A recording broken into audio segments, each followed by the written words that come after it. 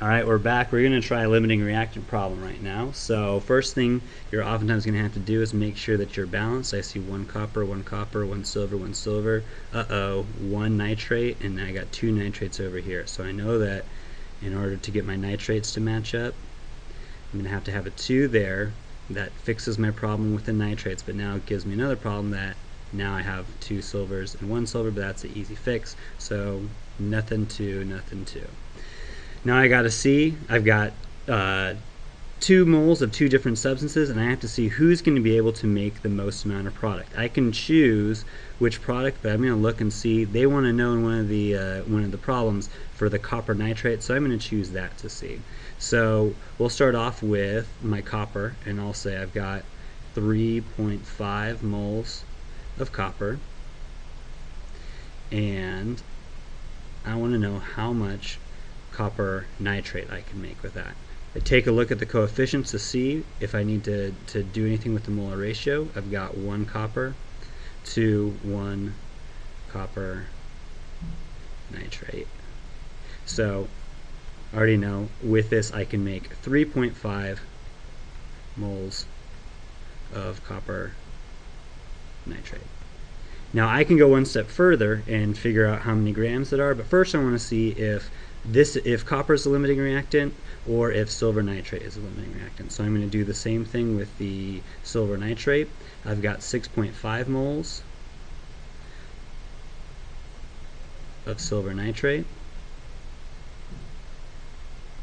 How many moles of copper nitrate can I make with that? Well, the coefficient is 2 for silver nitrate and 1 for copper nitrate. So it's going to end up being 6.5 divided by 2. When I do that, that ends up as 3.25 moles of copper nitrate. Now, I can already see 3.5 moles is more than 3.25 moles. Whoever I can make the smallest amount is going to be my limiting reactant. So in this case, silver nitrate, what I used, was going to be my limiting reactant in how much copper nitrate I can make. To figure out how much copper nitrate I can make now, I've already got it in moles. I can make 3.25 moles. So 3.25 moles.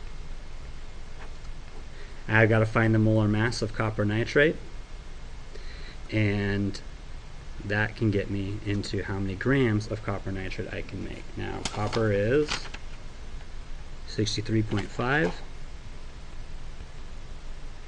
Nitrogen is 14. And copper nitrate should have a 2 there. My bad. So I've got 2 nitrogens. Each were 14, so that's 28. And oxygens, I've got 6 oxygens. Each oxygen is 16. And 6 oxygens, uh-oh, time for a calculator.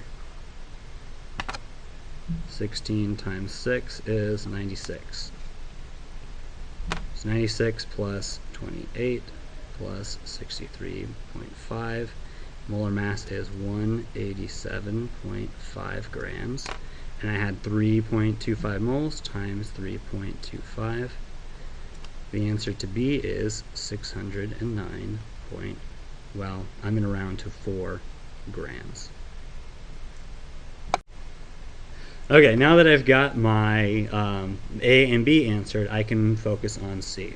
So in C, I know that my XX reactant is my copper because it was the one who wasn't my limiting reactant. I want to see how much of my copper I used and how much is going to be left over. So in this case, I'm going to plug back in 6.5 moles of silver nitrate.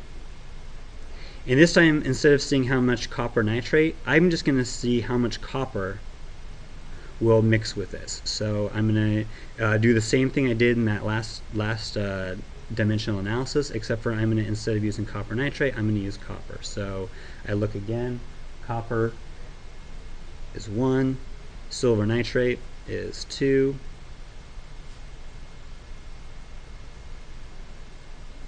and I'll figure, oh, I'm going to use 3.25 moles of copper.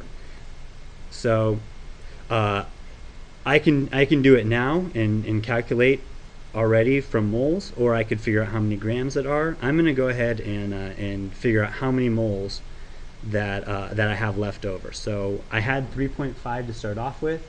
This shows me that I've used 3.25 moles, meaning that if I take away from the total that I had, that's how many were available.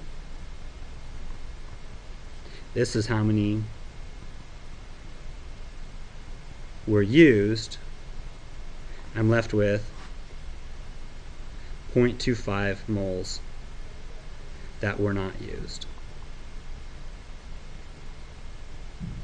And that's how much I need to know. If I want that in moles, I'm set. If I want to figure out how much that is in grams, well, I can do 0.25 moles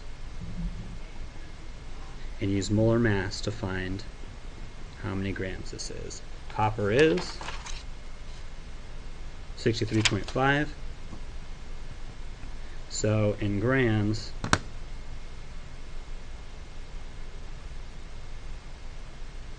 I have 15.875. I'm going to round that to 9 grams. Ta-da.